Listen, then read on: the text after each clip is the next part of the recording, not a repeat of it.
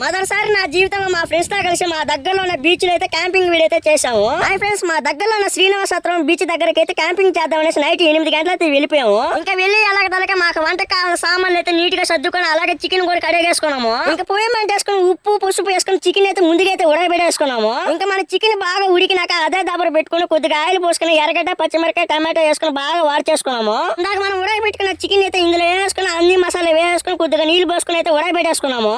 ఒక్కసారి మీ ఊరి పేరు కామెంట్ చేయండి. ఏ ఊరికైతే ఎక్కువ లైకులు వస్తా అక్కడికి వచ్చి మేము క్యాంపింగ్ వీడియో అయితే చేయాలనుకున్నాం. ఒక్కసారి తప్పకుండా అయితే కామెంట్ చేయండి. మీ అందరితో కలిసి సరదాగా వీడియో అయితే చేద్దాం. అలాగే మీ ఊరు చూసినట్టయితే ఉంటది. ఇంకా మనం చేసిన చికెన్ కర్రీ అయితే చాలా బాగా వచ్చింది. ఇప్పుడైతే దీని ఒక పట్టు అయితే పట్టేద్దాం.